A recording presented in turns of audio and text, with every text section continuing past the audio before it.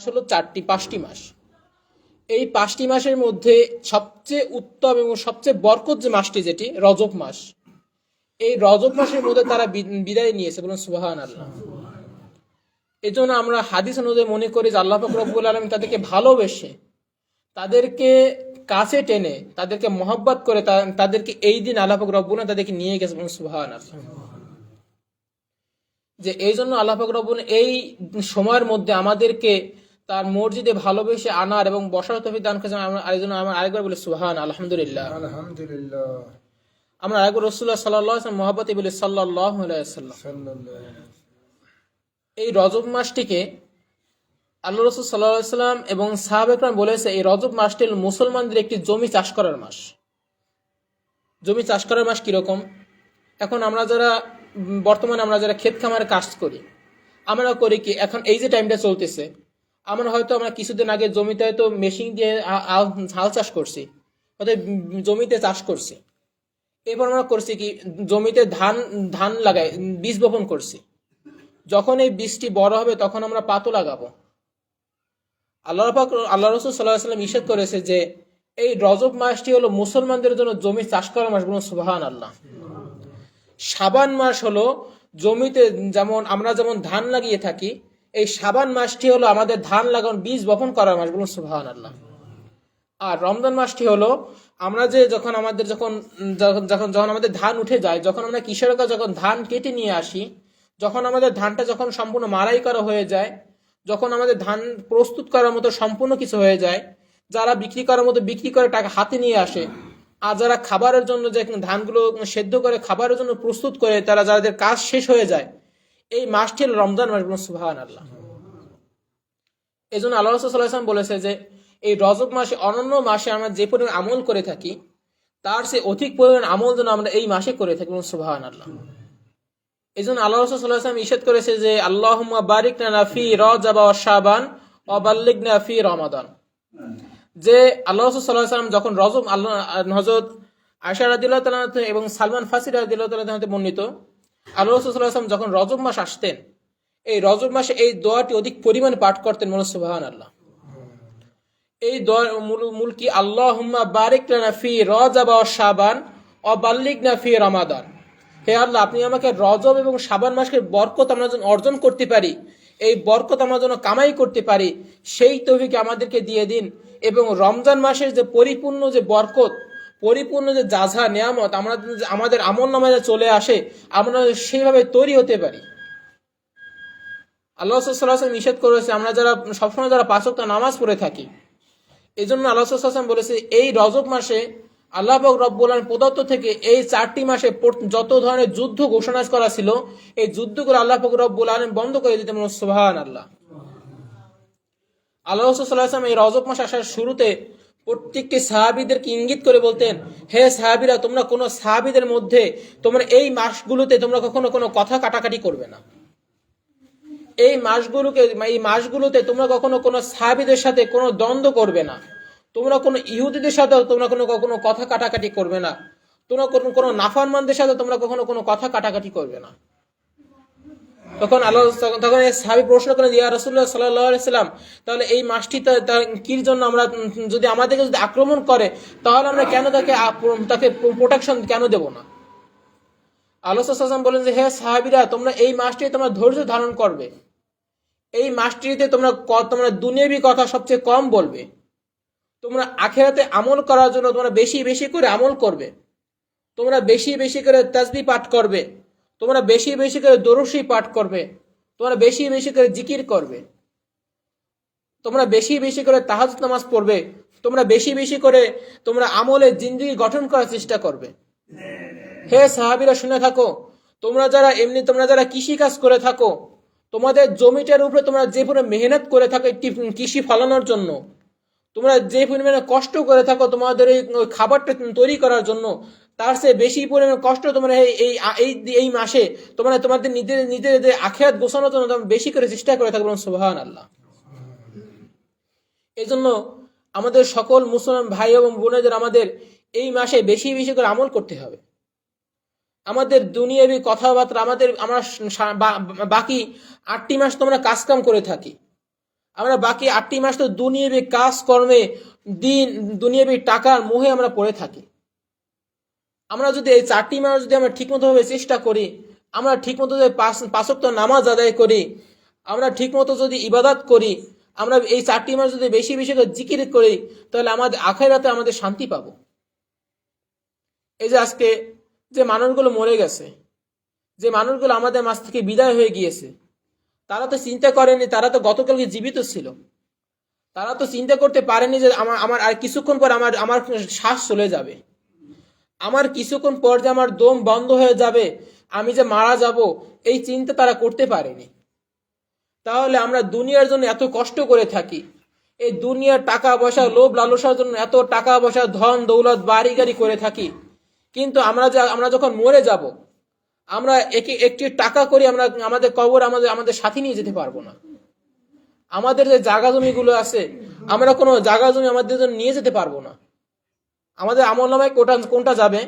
আমরা যে কষ্ট করে নামাজ পড়ে থাকি, আমরা যতটুকু পরিমাণে জিকির করতে পারবো, আমরা যতটুকু পরিমাণে আল্লাহ তাআলাকে রাজি খুশি করতে পারবো, আমরা যতটুকু ইবাদত করতে পারবো, ওইটুকু আমাদের আমলনামা এবং ওইটুকু আমাদের হলো আখিরাত এবং ওইটুকু আমাদের হলো টাকা পয়সা। আমরা পৃথিবীর জন্য যারা দৌড়াদৌড়ি করে, পৃথিবীর জন্য টাকা পয়সা লোভ লালসা করে আমরা যে কাজবাজ করে থাকি, এগুলো আমাদের কোনো মূল টাকা পয়সা এগুলো নয়। আমাদের মূল টাকা পয়সা হলো আমরা যতটুকু আমল করার চেষ্টা করব, আমাদের আখিরাতের জন্য আমরা যতটুকু গুছিয়ে নিয়ে যেতে পারবো, এইটুকুই আমাদের মূল টাকা, আমাদের মূল পুঁজি। আমরা অনেকে আছি ঠিকমতো 5 ওয়াক্ত নামাজ আদায় করতে পারি না, আমরা ঠিকমতো আল্লাহ তাআলার তাসবিহ পাঠ করতে পারি না, আমরা দুনিয়াবি কাজকর্মে ব্যস্ত থাকি। কিন্তু আমরা অনেকে আছি দেখতে পারি যারা কষ্ট করেও আমরা অনেকে ঠিকমতো নামাজে আসতে পারি। আর আমি মনে করি আল্লাহ পাক রব্বুল আলামিন তাদের আমলনামায় বেশি বেশি করে বরকত এবং তারা যে রুজি রোজগার করে, ওই আল্লাহ পাক রব্বুল তাদের রুজিতে আরো বৃদ্ধি করে দেবে।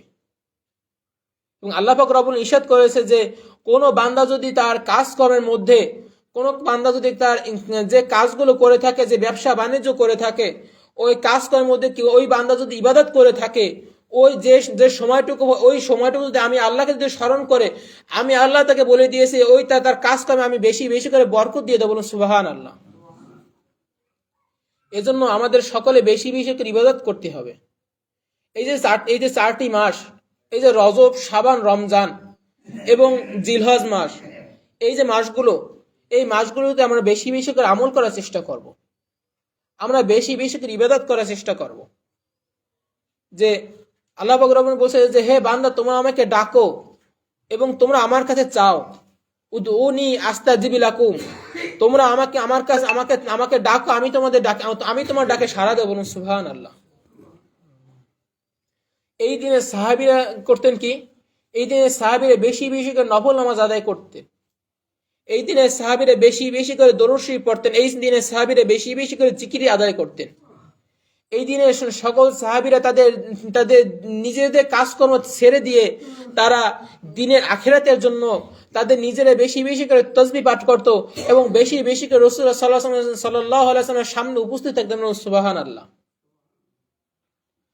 কিন্তু আমরা তা পারিনি। কিন্তু আমরা যতটুকু সম্ভব, আমরা যতটুকু সময় ফ্রি থাকি, আমরা যতটুকু সময় কাজকর্ম বাদ দিয়ে আমরা বসে থাকি, আমরা দুনিয়াবি কথাবার্তা বাদ দিয়ে, আমরা দুনিয়াবি মানুষের সাথে গীবাত, মানুষের সমালোচনা না করে আমরা বেশি বেশি করে জিকির করার চেষ্টা করব। আমরা যখন চার দোকানে বসে যাই, তখন আমরা দুনিয়াবি কথাবার্তা, দুনিয়াবি লোভ লালসা, দুনিয়াবি টাকা পয়সা চিন্তা করে থাকি, আমরা মানুষের নামে গীবাত সমালোচনা করে থাকি। কিন্তু ভাই আমরা যতক্ষণ সময় গীবাত করে থাকি, ওই গীবাতটুক না করে, ওই আমরা গীবাত করলে হবে কি, আমাদের আমলনামা থেকে আমল কেটে নিয়ে যাওয়া হবে, আমাদের নিজেদের লাভ কোনো কিছু হবে না, আমাদের ক্ষতি ছাড়া আমাদের দুনিয়া কোনো লাভ থাকবে না। এজন্য আল্লাহ পাক রব্বুল আলামিন বলেছেন আল গীবাত আসাদ্দু মিনাল জিনা, যে আমরা সকলে জানি গীবাত এমন একটি খারাপ কাজ, যে খারাপ কাজকে জিনার সাথে তুলনা করা হয়েছে। এজন্য আমরা আমাদের সকল যুব ভাইদের আমি অনুরোধ করব, আমরা যারা ঠিকমতো 5 ওয়াক্ত নামাজ না পড়তে পারি, আমরা যারা ঠিকমতো নামাজ পড়তে পারি না, আমরা এই 4টি মাস আমরা বেশি বেশি করে আমল করার চেষ্টা করব, আমরা বেশি বেশি করে আল্লাহ তাআলা ইবাদত করার চেষ্টা করব। কারণ আমাদের উপর নামাজ এবং রোজা ফরজ করা হয়েছে। আমরা জানি যে আমরা যদি একক তো নামাজ যদি আমাদের কামাই যায়, তাহলে আমাদের জাহান্নামের আগুন আমাদের জ্বলতে হবে। আমাদের মধ্যখান থেকে যদি আমরা যদি ঠিকমতো আমল করতে না পারি, তাহলে আমাদের জাহান্নামের আগুন আমাদের দেহটি জ্বলতে থাকবে। এবং আল্লাহ পাক রব্বুল আলামিন বলেছেন যে আমার পৃথিবীতে যে আগুন, তার 100 গুণ বেশি তাপমাত্রা, তার 100 গুণ বেশি তাপ থাকবে জাহান্নামের আগুনে। বলুন নাউজুবিল্লাহ। আমাদের যখন পৃথিবীর আগুন যদি কখন আমাদের হাতে লাগে, তাহলে আমাদের কিরকম মনে হয়? আমাদের যদি শরীরে কোনো একটি জায়গায় লাগে, তখন আমাদের শরীরে কিরকম মনে হয়? যদি তার যদি 100 গুণ তাপমাত্রা যদি জাহান্নামের আগুন থাকে, তাহলে ওই জাহান্নামের আগুনে যদি আমাদের দেহটিকে যদি পোড়ানো হয়, তাহলে আমাদের শরীরে আমাদের কিরকম অনুভব হবে? আমাদের শরীরে কিরকম আমাদের অনুভূতি হবে? যে আমরা হয়তো অনেকে মনে করি যে আমরা পৃথিবী থেকে যে কাজগুলো করে যাই, হয়তো আমাদের পৃথিবী থেকে আমরা যে মরে যাব, এরপর আমাদের কোনো আর কোনো হিসাব হবে না, বা এরপর আমাদের কোনো আর কোনো বিচার হবে না, শুধু বিচার হবে কিয়ামতের ময়দানে। কিন্তু এটা কথা নয়। যদি কোনো জান্নাতি ব্যক্তি থাকে, তাহলে যখন তার এখান থেকে শ্বাসটি চলে যায়, যখন তার ওই ডেড বডি থেকে যখন তার রুহটি চলে যায়, ওই মুহূর্তে যদি ওই ব্যক্তি যদি জান্নাতি ব্যক্তি হয়ে থাকে, ওই মুহূর্তে ওই ব্যক্তি তার রুহটি জান্নাতে প্রবেশ করে দেওয়া হয়। বলুন সুবহানাল্লাহ। আর যদি ভাগ্যবশত যদি কোনো ব্যক্তি যদি আল্লাহ যদি জাহান্নামী ব্যক্তি হয়ে যায়, তাহলে ওই মুহূর্ত ওই যে তার এখান থেকে শ্বাস চলে গিয়েছে, ওইখান থেকে তার যে রুহটা চলে গিয়েছে, ওই মুহূর্ত থেকে ওই স্থানে বসে ওই দেহের উপর আল্লাহ পাক রব্বুল আলামিন আযাব চলতে থাকে। নাউজুবিল্লাহ।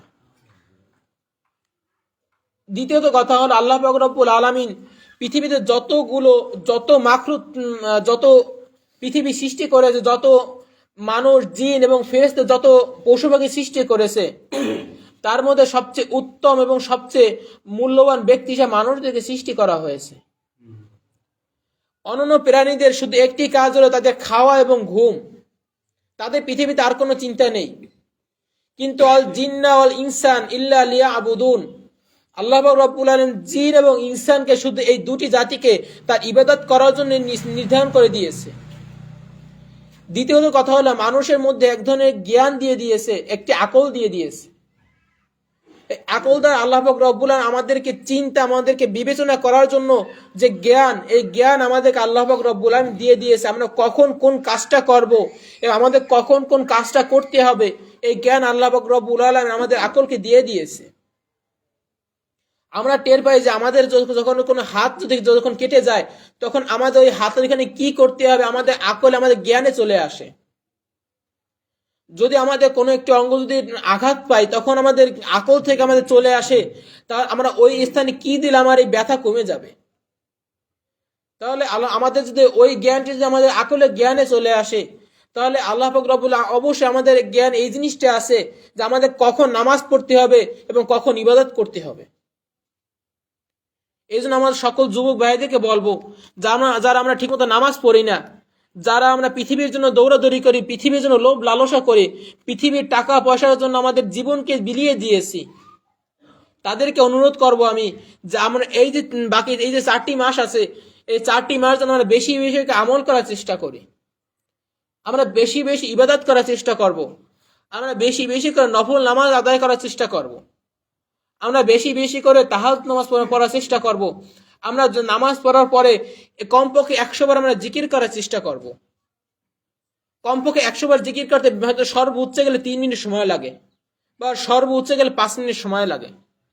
যখন আমরা জিকির করব, আল্লাহ পাক রব্বুল আলামিন বলে দিয়েছে, আযকুরুল্লাহ যিকরান কাসীরা ওয়াসাব্বিহু বুকরাতা ওয়াসিলা। হে বান্দা, তোমরা আমাকে বেশি বেশি করে ডাকো, তোমরা আমাকে বেশি বেশি করে স্মরণ করো। আল্লাহ পাক রব্বুল আলামিন বলছে যে হে বান্দা, তুমি যদি আমাকে একবার ডাকো, আমি আল্লাহ তোমাকে 1000 বার তোমাকে আমার কাছে টানতে থাকি। বলুন সুবহানাল্লাহ। তাহলে আমরা যদি 100 বার যদি আমরা সামান্য যদি আমরা যদি 100 বার জিকির করার যদি চেষ্টা করে থাকি, তাহলে আল্লাহ পাক রব্বুল তাআলা আমরা হিসাব করে থাকলে যদি আমরা 100 বার যদি জিকির করি, তাহলে আল্লাহ পাক রব্বুল আলামিন আমাদেরকে কতটা কাছে আল্লাহ পাক রব্বুল আলামিন আমাদেরকে টানতে থাকে। বলুন সুবহানাল্লাহ। আল্লাহ পাক রব্বুল আলামিন আমাদেরকে কতটা অন্তরে কতটা ভালোবাসে। বলুন সুবহানাল্লাহ। এই জন্য আমরা বিশেষ করে আমরা এই মাসটিতে বেশি বেশি করে আমল করার, বেশি বেশি করে নফল নামাজ আদায় করার চেষ্টা করব।